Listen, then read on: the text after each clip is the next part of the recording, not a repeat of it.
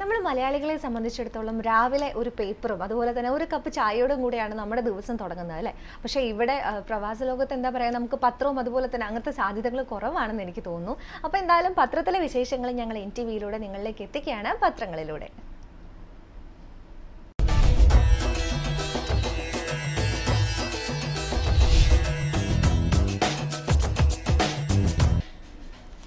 ഇന്ന് 2015 ഏപ്രിൽ 7-ാം തീയതി ചൊവ്വാഴ്ചയാണ്. 1190 മീനമാസം 24-ാം തീയതി. ഇന്നത്തെ പ്രധാന വാർത്ത എന്ന് പറഞ്ഞിട്ടുണ്ടെങ്കിൽ നമ്മുടെ ചീഫ് വിപ്പ് PC ജോർജിന്റെ ആ സ്ഥാനം ഒഴിയണോ വേണ്ടയോ എന്നുള്ള കാര്യത്തിൽ തീരുമാനമായിട്ടില്ല എന്ന് പറഞ്ഞിട്ടുള്ളൊരു വാർത്തയാണ് മാതൃഭൂമിയുടെ ഫ്രണ്ട് പേജിൽ തന്നെ കൊടുത്തിരിക്കുന്നത്. ചർച്ചകൾ വിഫലം, ജോർജിന്റെ കാര്യത്തിൽ തീരുമാനമായില്ല, കീറാമുട്ടി എന്ന് പറയുന്ന തലക്കെട്ടോടു കൂടിയാണ് ഈ വാർത്ത മാതൃഭൂമി റിപ്പോർട്ട് ചെയ്തിരിക്കുന്നത്. തീരുമാനം ഇന്ന് എന്നും പറഞ്ഞിട്ടുണ്ട്. മുന്നണിയിൽ നിലനിർത്താൻ മുഖ്യമന്ത്രി പറ്റില്ലെന്ന് മാണി. നമുക്ക് വാർത്തയിലേക്കൊന്ന് കടക്കാം. PC ജോർജിനെ ചീഫ് വിപ്പ് സ്ഥാനത്ത് നിന്ന് മാറ്റണമെന്ന ആവശ്യത്തിനുമേൽ തീരുമാനമായില്ല. ഒരു പകൽ നീണ്ട ചർച്ചയ്ക്കൊടുവിലും ജോർജ് പ്രശ്നം UDFന് കീറാമുട്ടിയായി നിൽക്കുകയാണ്. ഇക്കാര്യത്തിൽ ചൊവ്വാഴ്ച തീരുമാനമുണ്ടാകുമെന്നാണ് മുഖ്യമന്ത്രി അവസാനം പറഞ്ഞത്.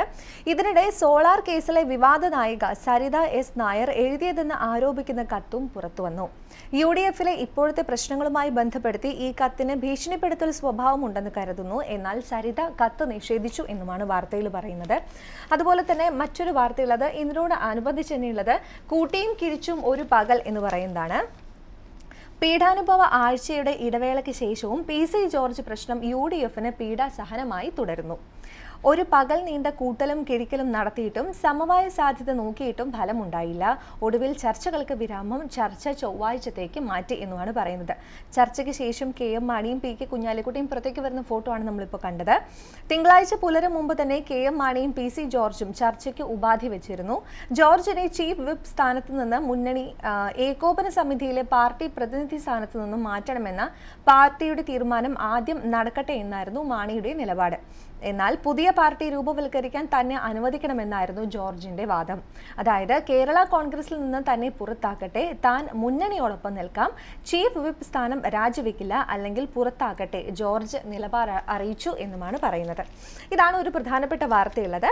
അതുപോലെ മറ്റൊരു വാർത്ത, യമനിൽ റെഡ് ക്രോസിന് അനുമതി എന്ന് പറഞ്ഞിട്ടുള്ളൊരു വാർത്തയാണ്. നമുക്ക് നോക്കാം. ഹൂതി വിമതരുമായി പോരാട്ടം രൂക്ഷമായ യമനിൽ ജീവൻ രക്ഷാ മരുന്നുകളും സന്നദ്ധ പ്രവർത്തകരെയും എത്തിക്കാൻ റെഡ് ക്രോസിന് സൗദി നേതൃത്വത്തിലുള്ള സൈനിക സഖ്യം അനുമതി നൽകി. ഈ ഫോട്ടോയിൽ കാണുന്നത് വ്യോമാക്രമണം നടത്തുന്ന ഏതൻ നഗരത്തിൽ ടാങ്ക് ഷെല്ലുമായി നീങ്ങുന്ന വിമത പോരാളിയുടെ ഫോട്ടോ ആണ് കേട്ടോ. അത് കഴിഞ്ഞ ഒരാഴ്ചയായി റെഡ് ക്രോസ് ഇതിനുള്ള ചർച്ച നടത്തി വരികയായിരുന്നു. യമനിൽ വ്യോമാക്രമണം തുടങ്ങി 11-ാം ദിവസമാണ് അവശ്യ വസ്തുക്കൾ എത്തിക്കാൻ സഖ്യം അനുമതി നൽകിയത് എന്നുമാണ് വാർത്തയിൽ പറയുന്നത്. അതുപോലെ മറ്റൊരു വാർത്ത, കേരളത്തിൽ നാളെ ഹർത്താൽ എന്ന് പറഞ്ഞിട്ടുള്ള ഒരു വാർത്തയാണ്. അത് എന്തിനെ കുറിച്ചാണെന്ന് അറിയാമോ? റബ്ബർ വിലത്തകർച്ച ഉൾപ്പെടെ കാർഷിക മേഖലയിലെ പ്രശ്നങ്ങൾ തീർക്കാൻ കേന്ദ്ര സംസ്ഥാന സർക്കാരുകൾ തയ്യാറാകണമെന്ന് ആവശ്യപ്പെട്ട് ഇടതുപക്ഷ സംയുക്ത കർഷക സമിതിയാണ് സംസ്ഥാനത്ത് ഹർത്താൽ നടത്തുക. രാവിലെ 6 മുതൽ വൈകിട്ട് 6 വരെ തന്നെയാണ് ഹർത്താൽ. അതുപോലെ തന്നെ അവശ്യ വസ്തുക്കളെല്ലാം ഹർത്താലിൽ നിന്ന് ഒഴിവാക്കിയിട്ടുണ്ട്. അതുപോലെ മറ്റൊരു വാർത്തയുള്ളത്, അത്യാധുനിക മുങ്ങിക്കപ്പലായ സ്കോർപിയൻ മഡ്ഗാവ് നീറ്റിലിറക്കി എന്ന് പറഞ്ഞിട്ടുള്ളൊരു വാർത്തയാണ്. അതിൻ്റെ ഫോട്ടോയും കൂടെ കൊടുത്തിട്ടുണ്ട് കേട്ടോ. ഇന്ത്യൻ നാവികസേനയുടെ അത്യാധുനിക മുങ്ങിക്കപ്പലായ സ്കോർപിയൻ നീറ്റിലിറക്കി. മഡ്ഗാവ് ബ്ലോക്കിൽ നടന്ന ചടങ്ങിൽ കേന്ദ്ര പ്രതിരോധ മന്ത്രി മനോഹർ പരീക്കർ മുഖ്യാതിഥിയായിരുന്നു എന്നും പറയുന്നുണ്ട്. ഫ്രഞ്ച് പ്രതിരോധ വകുപ്പിന്റെ സാങ്കേതിക സഹായത്തോടെ നിർമ്മിക്കുന്ന 6 സ്കോർപിയൻ മുങ്ങിക്കപ്പലുകളിൽ ആദ്യത്തേതാണിത്. പ്രോജക്റ്റ് 75 എന്ന പദ്ധതിയിലാണ് ഇവ നിർമ്മിച്ചിരിക്കുന്നത്. 66 മീറ്റർ നീളവും 6.2 മീറ്റർ വ്യാസവുമുള്ള സ്കോർപിയൻ 300 മീറ്റർ ആഴത്തിൽ വരെ സഞ്ചരിക്കാൻ കഴിവുള്ളവയാണെന്നും പറയുന്നുണ്ട്. അടിയന്തര ഘട്ടത്തിൽ 50 ദിവസം വരെ ഒറ്റയടിക്ക് വെള്ളത്തിൽ കഴിയാനും ഇവയ്ക്ക് കഴിയും എന്നാണ് പറയുന്നത്. അങ്ങനെയുള്ളൊരു മുങ്ങിക്കപ്പൽ എന്തായാലും നീറ്റിലിറക്കി എന്ന് പറഞ്ഞിട്ടുള്ളൊരു വാർത്തയാണ് മറ്റൊരു വാർത്ത. അതുപോലെ കേരളത്തിൽ നിന്നുള്ളൊരു വാർത്ത, അത് ചിരിക്കേണ്ടതല്ല, പക്ഷെ ഒരു കൗതുകമുള്ളൊരു വാർത്തയാണ് കേട്ടോ.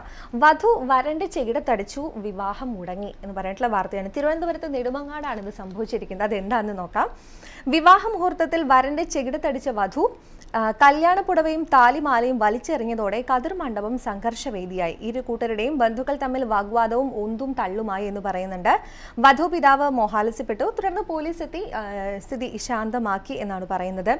അതിനുശേഷം കല്യാണത്തിന് ശേഷം വരന്റെ വീട്ടുകാർക്ക് 4.5 ലക്ഷം രൂപ നഷ്ടപരിഹാരം നൽകാൻ വധുവിന്റെ കുടുംബം സമ്മതിച്ച് ആ വഴക്ക് ഒത്തുതീർപ്പാക്കി എന്നാണ് പറയുന്നത്. വധുവിൻ്റെ ഈ മനമാറ്റത്തിന് കാരണം വ്യക്തമല്ല. പക്ഷെ അതിനുശേഷം കല്യാണത്തിന് ശേഷം വധു വലിച്ചെറിഞ്ഞ താലിമാല 5 പവൻ്റെ ഒറ്റ താലിമാലയാണ്, അത് പിന്നീട് അവിടെ കാണുന്നില്ല എന്നും പറഞ്ഞിട്ടുള്ളൊരു വാർത്തയുണ്ട്.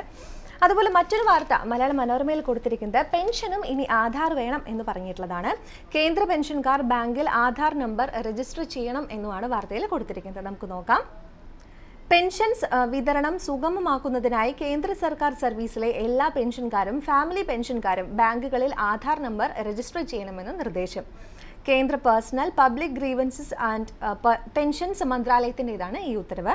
പെൻഷൻകാരോ അവരുടെ കുടുംബാംഗങ്ങളോ ബാങ്കുകളിൽ ആധാർ നമ്പർ രജിസ്റ്റർ ചെയ്ത ശേഷം അക്കാര്യം പെൻഷൻ ഡിസ്ബേഴ്സിംഗ് അധികാരിയെ അറിയിക്കണം. ഇത് എത്രയും വേഗം ചെയ്യണമെന്നും നവംബറിൽ ലൈഫ് സർട്ടിഫിക്കറ്റ് നൽകുന്ന സമയത്ത് അസൗകര്യം ഉണ്ടാകാതിരിക്കാനാണിതെന്നും ഉത്തരവിൽ പറയുന്നു എന്നുമാണ് വാർത്ത. ഇതാണ് പ്രധാനപ്പെട്ട ഫ്രണ്ട് പേജിലെ വാർത്തകളായിട്ട് വന്നിരിക്കുന്നത്. ഇനി നമുക്ക് എഡിറ്റോറിയൽ പേജിലേക്കൊന്ന് കടക്കാം. മാതൃഭൂമി പത്രത്തിൻ്റെ എഡിറ്റോറിയൽ പേജിൽ ഇന്ന് കൊടുത്തിരിക്കുന്നത് വിഷം തീനികൾ എന്ന് പറയുന്ന ഒരു ലേഖനമാണ്. നമുക്കൊന്ന് വായിക്കാം. വിഷം ഔദ്യോഗികമായി തന്നെ ഭക്ഷ്യവസ്തുവായി അംഗീകരിച്ച ജനതയായി മാറുകയാണോ മലയാളികൾ? കൃഷി മിക്കവാറും അന്യം നിന്നുകൊണ്ടിരിക്കുന്ന കേരള നാടിന് അന്നുള്ള ആഹാരം കിട്ടണമെങ്കിൽ അന്യ സംസ്ഥാനങ്ങളെ ആശ്രയിക്കാതെ വയ്യ. തമിഴ്നാട്ടിൽ നിന്നും കർണാടകയിൽ നിന്നുമൊക്കെ ലോറി വരവുകൾ നിലച്ചാലറിയാം മലയാളികളുടെ ചോറും കറിയും എത്ര നാൾ പിന്നെ ഉണ്ടാകുമെന്ന്. എന്നാൽ ഇങ്ങനെ നമ്മുടെ ചെക്ക് പോസ്റ്റുകൾ മുറിച്ചു കടന്നെത്തുന്ന പഴങ്ങളിലും പച്ചക്കറികളിലുമൊക്കെ എത്രമാത്രം വിഷം കലർന്നിട്ടുണ്ടെന്ന അറിവ് ഒരിക്കലും അത് കഴിക്കുന്നതിന് ഇവിടെ ഒരു തടസ്സമാവുന്നില്ല. വിഷം തീറ്റ ഒരു ശീലമായതുപോലെയാണ് നമ്മുടെ പെരുമാറ്റം എന്നും പറയുന്നുണ്ട്. ശരിയാണ് അല്ലേ? ശരിക്കും ബാക്കിയുള്ള അന്യ സംസ്ഥാനങ്ങളിൽ നിന്ന് കൊണ്ടുവരുന്ന പഴങ്ങളിലും പച്ചക്കറിയിലും നമുക്കറിയാം ശരിക്കും വിഷമുണ്ടെന്ന്. എന്നിട്ട് പോലും നമ്മുടെ നാട്ടിൽ നമ്മൾ കുറച്ച് സ്ഥലം ഉണ്ടെങ്കിൽ പോലും അതിൽ കൃഷി ചെയ്യാനായിട്ട് നമ്മൾ മലയാളികൾ മെനക്കെടാറില്ല. പക്ഷെ അതിനൊരു മാറ്റം വന്ന് തുടങ്ങിയിട്ടുണ്ടെന്ന് തോന്നുന്നു അല്ലേ? അതാണ് മാതൃഭൂമിയുടെ ഇന്നത്തെ ലേഖനമായിട്ട് കൊടുത്തിരിക്കുന്നത്. ഇനി നമുക്ക് സ്പോർട്സ് പേജിലേക്ക് പോകാം. സ്പോർട്സ് പേജിൽ ഇന്ന് ഉദ്ഘാടനം നിർവഹിക്കപ്പെടുന്ന IPL കുറിച്ചുള്ള വാർത്തയാണ്. IPL ആഘോഷം ഇന്ന് ഉദ്ഘാടനം എന്ന് പറഞ്ഞിട്ടുള്ളതാണ്. IPL 8ാം സീസണ് ഇന്ന് തുടക്കം, മത്സരങ്ങൾ നാളെ മുതൽ എന്ന് പറഞ്ഞിട്ടുള്ള വാർത്തയാണ്. ഇപ്പോൾ നിങ്ങൾ കാണുന്നത് IPLത്തെ ടീമുകളും അതുപോലെ തന്നെ അവരുടെ ക്യാപ്റ്റന്മാരുടെ ഫോട്ടോസാണ്. കൊൽക്കത്തയിൽ നിന്നാണ് ഈ വാർത്ത. നമുക്ക് നോക്കാം. ക്രിക്കറ്റിന്റെ യഥാർത്ഥ ആഗോള പൂരത്തിന് ചൊവ്വാഴ്ച കൊൽക്കത്തയിൽ തുടക്കം. രാജ്യങ്ങളുടെ അതിർത്തി ഭേദങ്ങളില്ലാതെ ക്രിക്കറ്റിനെ ഒരുമിപ്പിച്ച ഇന്ത്യൻ പ്രീമിയർ ലീഗ് 8ാം സീസണിന്റെ ഉദ്ഘാടന ചടങ്ങുകൾക്ക് വൈകിട്ട് 7 മണിക്ക് തിരിതെളിയും. ക്രിക്കറ്റിന്റെ രീതിയെ തന്നെ മാറ്റിമറിച്ച ഈ 2020 ആഘോഷം കളിക്കളത്തിലും പുറത്തും ഏറ്റ കറകൾ മാച്ചു കളയാൻ ഒരുങ്ങിയാണ് ഇക്കുറി രംഗത്തെത്തുന്നത് എന്നും പറയുന്നുണ്ട്. കൊൽക്കത്തയിലെ ഈഡൻ ഗാർഡൻസിലാണ് IPLന്റെ ഉദ്ഘാടനം. ഋതിക് റോഷൻ, ഷാഹിദ് കപൂർ, അനുഷ്ക ശർമ്മ തുടങ്ങി ബോളിവുഡ് നക്ഷത്രങ്ങൾ ഉദ്ഘാടന ചടങ്ങിന് മിഴിവേകും എന്നാണ് പറയുന്നത്. വൈകിട്ട് 7 മണിക്കാണ് അല്ലേ? നാളെ തൊട്ടാണ് മത്സരങ്ങൾ തുടങ്ങുന്നത് കേട്ടോ. അങ്ങനെ ഒരു വാർത്തയും കൂടിയുണ്ട്. അതുപോലെ മറ്റൊരു വാർത്ത സ്വീറ്റ്സ് സാനിയ എന്ന് പറഞ്ഞിട്ടുള്ളതാണ്. നോക്കാം. മാർട്ടിന ഹിംഗിസിനൊപ്പം തുടരെ 2ാം ടൂർണമെന്റിലും സാനിയയ്ക്ക് കിരീടം. അടുത്ത ടൂർണമെന്റിലും വിജയിച്ചാൽ സാനിയയ്ക്ക് ഡബിൾസിൽ 1ാം റാങ്ക് എന്ന് പറഞ്ഞിട്ടുള്ള ഒരു വാർത്തയാണ്. ഇപ്പോൾ നമ്മൾ ഫോട്ടോയിൽ കാണുന്നതും അവർ രണ്ടുപേരും കൂടെ നിൽക്കുന്ന ഒരു സഖ്യമാണ്. നമുക്ക് നോക്കാം. മാർട്ടിന ഹിംഗിസിനൊപ്പം സാനിയ മിർസയുടെ സ്വപ്നതുല്യമായ കുതിപ്പിന് 2ാം കിരീട മധുരം. മുൻ ലോക 1ാം നമ്പർ താരം സ്വിറ്റ്സർലാൻഡിന്റെ ഹിംഗിസിനൊപ്പം തുടർച്ചയായ 2ാം ടൂർണമെന്റുകളിലൊന്നായ മയാമി ഓപ്പൺ ടെന്നീസിൽ റഷ്യയുടെ എലേന വെസ്റ്റിന എക്കാത്തറീന മക്കരോവ ജോഡിക്കെതിരെ 7-5-6-1 സാനിയ മാർട്ടിന സഖ്യം വിജയം കൈവരിച്ചത്. തൊട്ടു മുൻപ് ഇന്ത്യൻ വെൽസിൽ നടന്ന PNB പാരിബാസ് ഓപ്പണിലും ഇതേ എതിരാളികളെ പരാജയപ്പെടുത്തി സാനിയ സഖ്യം കിരീടം നേടിയിരുന്നു എന്നും വാർത്തയിലുണ്ട്. അതുപോലെ മറ്റൊരു വാർത്തയുള്ളത് അസ്ലൻ ഷാഹ് കപ്പ് ഹോക്കി ഇന്ത്യക്ക് തോൽവി എന്ന് പറഞ്ഞിട്ടുള്ളൊരു വാർത്തയാണ്. നമുക്ക് നോക്കാം. ഇത് നടക്കുന്നത് മലേഷ്യയിലാണ് കേട്ടോ. മലേഷ്യയിലെ ഇപ്പോ എന്ന് പറയുന്ന സ്ഥലത്തു നിന്നാണ് ഈ വാർത്ത. കളിയുടെ അവസാന നിമിഷങ്ങളിൽ ഗോൾ വഴങ്ങുകയെന്ന പല്ലവി ചെറിയ ഇടവേളയ്ക്ക് ശേഷം ഇന്ത്യൻ ഹോക്കി ടീമിനെ വേട്ടയാടി. അസ്ലൻ ഷാ കപ്പിൽ കളി തീരാൻ 5 മിനിറ്റ് ബാക്കി നിൽക്കെ വഴങ്ങിയ ഗോൾ ടീം ഇന്ത്യയെ തോൽവിയിലേക്ക് തള്ളിയിട്ടു. 1-2 ടീം തോറ്റത്. ക്യാപ്റ്റൻ സൈമൺ ചൈൽഡ് പെനാൽറ്റി കോർണറിൽ നിന്നും ആൻഡി ഹെവാർഡ് എന്നിവർ ന്യൂസിലാൻഡിന്റെ ഗോളുകൾ നേടിയപ്പോൾ ആകാശ്ദീപ് സിംഗിന്റെ വകയായിരുന്നു ഇന്ത്യയുടെ ഗോൾ. ഉദ്ഘാടന മത്സരത്തിൽ ദക്ഷിണ കൊറിയയോട് സമനിലയ്ക്ക് വഴങ്ങിയ ഇന്ത്യക്ക് 2 കളികളിൽ നിന്ന് 1 പോയിന്റാണുള്ളത്. 6 ടീമുകൾ മാറ്റുരയ്ക്കുന്ന ടൂർണമെന്റിൽ 2 കളികളും ജയിച്ച് ന്യൂസിലാൻഡ് 6 പോയിന്റുമായി 1ാം സ്ഥാനത്താണ് എന്നുമാണ് പറയുന്നത്. ഇതൊക്കെയാണ് പ്രധാനപ്പെട്ട സ്പോർട്സ് വാർത്തകളായിട്ട് പേപ്പറിൽ കൊടുത്തിരിക്കുന്നത് കേട്ടോ. ഇനി നമുക്ക് നമ്മുടെ സ്വന്തം പ്രവാസ വിശേഷങ്ങളിലേക്ക് കടക്കാം. നമ്മൾ കഴിഞ്ഞ ദിവസം വായിച്ചു ദുബായിൽ ഫ്ലാറ്റിൽ വെച്ച് ഒരു തീപിടുത്തത്തിൽ കൊല്ലപ്പെട്ടു എന്ന് പറഞ്ഞിട്ടുള്ളൊരു വാർത്ത ഉണ്ടായിരുന്നു.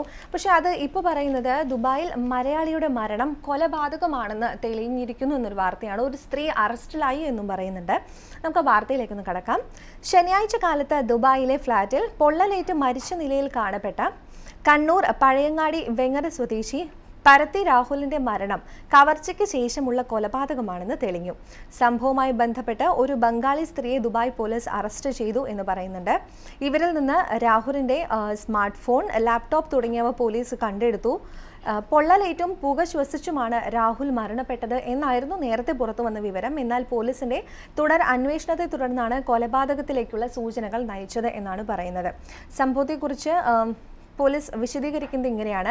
ശനിയാഴ്ച വൈകിട്ട് 5 മണിയോടെ 2 പുരുഷന്മാരും 2 സ്ത്രീകളും രാഹുലിന്റെ ഫ്ളാറ്റിലെത്തിയിരുന്നു. മണിക്കൂറുകൾക്ക് ശേഷം ഒരു സ്ത്രീ ഒഴികെയുള്ളവർ പുറത്തേക്ക് പോയി. ഈ സ്ത്രീയോട് അവിടെ നിൽക്കാൻ രാഹുൽ ആവശ്യപ്പെടുകയായിരുന്നു എന്നാണ് പറയുന്നത്. എന്നാൽ ഇതിനിടയിൽ സ്ത്രീക്ക് നിരന്തരം വന്ന ഫോൺ കോളുകളിൽ അസ്വസ്ഥത പ്രകടിപ്പിച്ച രാഹുൽ അവരുമായി ഇടഞ്ഞു. വാഗ്ദാനം ചെയ്ത പണത്തെ ചൊല്ലി ഇരുവരും തമ്മിലുള്ള വാക്ക് തർക്കത്തിനും പിടിവലിക്കുമിടയിൽ മദ്യലഹരിയിലായിരുന്ന രാഹുൽ ബോധരഹിതനായി എന്ന് പറയുന്നുണ്ട്. ഈ തക്കം നോക്കിയിട്ടാണ് ആ യുവതി ഫ്ളാറ്റിലുള്ള വിലപിടിപ്പുള്ള സാധനങ്ങളെല്ലാം കൈക്കലാക്കിയത്. തുടർന്ന് രാഹുലിന്റെ ദേഹത്ത് തീ കൊളുത്തിയിട്ടിട്ട് സ്ഥലം വിടുകയായിരുന്നു എന്നുമാണ് പോലീസ് കൊടുത്തിരിക്കുന്ന ഒരു വിശദാംശം എന്ന് ഈ വാർത്തയെക്കുറിച്ച് പറയുന്നത്. അതുപോലെ മറ്റൊരു വാർത്തയുള്ളത് പ്രവാസികളിൽ കൂടുതൽ പാചകം ചെയ്യുന്നത് ഇന്ത്യക്കാർ എന്ന് പറഞ്ഞിട്ടുള്ള ഒരു വാർത്തയാണ്. നമുക്ക് നോക്കാം. അബുദാബിയിൽ നിന്നാണിത്. പ്രവാസികളിൽ ഏറ്റവും കൂടുതൽ സമയം പാചകത്തിനായി ചിലവഴിക്കുന്നത് ഇന്ത്യക്കാരാണെന്ന് പഠനങ്ങൾ. GFK എന്ന സ്ഥാപനം UAEയിലെ 22,000-ഓളം രാജ്യങ്ങളിൽ നിന്നെത്തിയ 27,000 ആളുകളിൽ നിന്ന് നേരിട്ട് വിവരശേഖരണം നടത്തിയാണ് കണക്കുകൾ പുറത്തുവിട്ടിരിക്കുന്നത്. 15 വയസ്സിന് മുകളിൽ പ്രായമായവരാണ് സർവേയിൽ പങ്കെടുത്തത്. അതിൽ നിന്നാണ് പാചകത്തിന് വേണ്ടി ഏറ്റവും കൂടുതൽ സമയം ചിലവാക്കുന്നത് നമ്മൾ ഇന്ത്യക്കാരാണെന്നുള്ള വാർത്ത പുറത്തു വന്നിരിക്കുന്നത്. ശരിക്കും നല്ലൊരു വാർത്തയാണ് അല്ലേ? നമുക്ക് ശരിക്കും അഭിമാനിക്കാം അല്ലേ? നമ്മുടെ സ്വന്തം കൈകൊണ്ടുണ്ടാക്കിയ ഭക്ഷണം തന്നെയാണ് നമ്മൾ കഴിക്കുന്നതിന്. ഇനി മറ്റൊരു വാർത്തയുള്ളത്, ബസ്സിൽ ഇനി തലയെണ്ണൽ, നൂതന സ്മാർട്ട് സംവിധാനവുമായി RTA എന്ന് പറഞ്ഞിട്ടുള്ളൊരു വാർത്തയാണ്. നമുക്ക് നോക്കാം. ബസ്സുകളിൽ കയറുന്ന യാത്രക്കാരുടെ എണ്ണം കൃത്യമായി അറിയാനും മറ്റുമുള്ള നൂതന സ്മാർട്ട് സംവിധാനം RTA ഏർപ്പെടുത്തി. ഓരോ സ്റ്റോപ്പിൽ നിന്ന് കയറുന്നവരുടെയും ഇറങ്ങുന്നവരുടെയും എണ്ണം അറിയാൻ കഴിയുന്നതിനോടൊപ്പം നോൾ കാർഡ് റീഡ് ചെയ്യാതെ മൂന്നവരെ കുറിച്ചും റാസിദ് എന്ന സംവിധാനത്തിലൂടെ അറിയാനാകും എന്ന് പറയുന്നുണ്ട്. ഈ ഫോട്ടോയിൽ കാണുന്നതാണ് കേട്ടോ റാസിദ് സംവിധാനം എന്ന് പറയുന്നത്.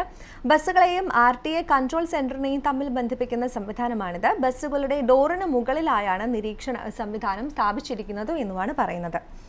അതുപോലെ മറ്റൊരു വാർത്തയുള്ളത്, കുട്ടികളുടെ വായനോത്സവം ഷാർജയിൽ 22 മുതൽ എന്നാണ്. ഇത് വായനാശീലം ഒന്ന് വർദ്ധിപ്പിക്കാൻ വേണ്ടിയിട്ടാണിത്. ഇന്ത്യ ഉൾപ്പെടെ 15 രാജ്യങ്ങളിൽ നിന്ന് 109 പ്രസാധകർ ഇതിൽ പങ്കെടുക്കുന്നുണ്ട്. നമുക്ക് നോക്കാം. അറിവിന്റെ അനന്തമായ ലോകത്തേക്ക് കൊച്ചു കൂട്ടുകാരെ ആകർഷിക്കാൻ ഷാർജ കുട്ടികളുടെ വായനോത്സവം 22 മുതൽ മെയ് 2 വരെ എക്സ്പോ സെന്ററിൽ നടക്കും. ദി ഷാർജ ബുക്ക് അതോറിറ്റിയാണ് 7ാമത് വായനോത്സവം സംഘടിപ്പിക്കുന്നതെന്ന് പറയുന്നുണ്ട്. എന്റെ നഗരത്തെ കണ്ടെത്തുന്നു എന്ന പ്രമേയത്തിൽ നടക്കുന്ന മേളയിൽ സാംസ്കാരികം, വിദ്യാഭ്യാസം, വിനോദം, കല, ആരോഗ്യം, പാചകം എന്നീ വിഭാഗങ്ങളിലുള്ള 2028 പരിപാടികൾ അരങ്ങേറുമെന്ന് പറയുന്നു. 1919 കുട്ടികളുടെ കലാവിരുന്ന്, 70 സാംസ്കാരിക പരിപാടികൾ, അതുപോലെ തന്നെ 28 പാചകമേള തുടങ്ങിയവയാണ് നടക്കുക. ഇന്ത്യ ഉൾപ്പെടെ 15 രാജ്യങ്ങളിലെ 109 പ്രസാധകർ ഇതിൽ പങ്കെടുക്കുന്നു എന്ന് പറഞ്ഞിട്ടുണ്ട്. ശരിക്കും കുട്ടികൾക്ക് എന്താ പറയുക, വായനാശീലവും അതുപോലെ തന്നെ അവരുടെ സംസ്കാരത്തെ പരിചയപ്പെടാനുള്ള ഒരു അവസരവും കൂടിയാണ് അല്ലേ? അതുപോലെ മറ്റൊരു വാർത്ത, ആകാശത്തിന് ഇനി ഒരു അമേരിക്കൻ സഖ്യം എന്ന് പറയുന്നതാണ്. ബഹിരാകാശ രംഗത്ത് US-മായി സഹകരിക്കാൻ UAE എന്ന് പറഞ്ഞിട്ടുള്ള ഒരു വാർത്തയാണ്. അതുപോലെ തന്നെ UAEയുടെ സ്വന്തം യഹ്സാറ്റ് എന്ന് പറയുന്ന ഒരു വാർത്തയും കൂടിയുണ്ട്. നമുക്ക് അതൊന്ന് ആദ്യം നോക്കാം.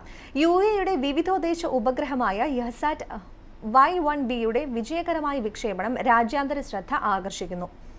UAE-യുമായി സഹകരിക്കാനുള്ള സന്നദ്ധത അറിയിച്ച് പല രാജ്യങ്ങളും മുന്നോട്ട് വന്നു. സർക്കാർ വാണിജ്യ ആവശ്യങ്ങൾക്കായി രൂപകൽപ്പന ചെയ്ത ഈ ഉപഗ്രഹം യഹ്ക്ലിക് എന്ന നൂതന ബ്രോഡ്ബാൻഡ് സേവനവും ഉറപ്പുവരുത്തുന്നു എന്നുമാണ് പറയുന്നത്. അപ്പോൾ ഇതൊക്കെയാണ് ഇന്നത്തെ പ്രധാനപ്പെട്ട ഗൾഫ് വാർത്തകളായിട്ട് പത്രങ്ങളിൽ കൊടുത്തിരിക്കുന്നത്. നമ്മൾ എന്തായാലും സ്പോർട്സ് വാർത്തയും അതുപോലെ തന്നെ എന്താ പറയുക, പത്രങ്ങളിലെ പ്രധാനപ്പെട്ട വാർത്തകളെല്ലാം തന്നെ വായിച്ചു. ഇനി നമ്മൾ ഗോൾഡ് ആൻഡ് എക്സ്ചേഞ്ച് റേറ്റിലേക്ക് കിടക്കുകയാണ്. ഇന്നത്തെ എക്സ്ചേഞ്ച് റേറ്റ് എന്ന് പറയുന്നത് ഒരു ദിർഹത്തിന് ഇന്ത്യൻ റുപ്പി 16 രൂപ 90 പൈസയാണ് കേട്ടോ. അതുപോലെ തന്നെ ഗോൾഡ് റേറ്റ് എന്ന് പറയുന്നത് 24 ക്യാരറ്റ് സ്വർണ്ണത്തിന് 147 ദിർഹം 25 ഫിൽസ് ആണ് ഇന്ന് രാവിലത്തെ റേറ്റ്. അതുപോലെ തന്നെ 22 ക്യാരറ്റ് സ്വർണ്ണത്തിന് 139 ദിർഹം 50 ഫിൽസ് ആണ് ഇന്നത്തെ റേറ്റ് രാവിലത്തെ അറ്റ് റേറ്റ് കേട്ടോ. അങ്ങനെ ഒത്തിരി വിശേഷങ്ങളൊക്കെ ആയിട്ട് നമ്മൾ നല്ലൊരു വാചകവും അതുപോലെ തന്നെ എന്താ പറയുക സലാല എന്ന് പറയുന്ന ഒരു സ്ഥലവും പരിചയപ്പെട്ടു അറൗണ്ട് ദ വേൾഡിലൂടെ. അതുപോലെ പത്രവിശേഷങ്ങളെല്ലാം തന്നെ പത്രങ്ങളിലൂടെ എന്ന സെഗ്മെൻറ്റിലൂടെയും പങ്കുവച്ചു. അപ്പോൾ അങ്ങനെ ഇന്നത്തെ ഹലോ ഗുഡ് മോർണിംഗിൻ്റെ ഈ ഒരു സമയം ഇവിടെ അവസാനിക്കുകയാണ്. ഇതുപോലെ തന്നെ ഒത്തിരി വിശേഷങ്ങളൊക്കെ ആയിട്ട് നാളെ ഇതേ സമയം 9:30 മുതൽ 10 മണി വരെ നമുക്ക് വീണ്ടും കാണാം. എല്ലാ ദിവസവും ഞാൻ പറയാറുള്ള പോലെ തന്നെ ഇന്നത്തെ ദിവസം വളരെ നല്ലതാവട്ടെ എന്ന് ആശംസിക്കുകയാണ് എല്ലാവർക്കും. നാളെ ഇതേ സമയം നമുക്ക് വീണ്ടും കാണാം. അതുവരെ നന്ദി, നമസ്കാരം.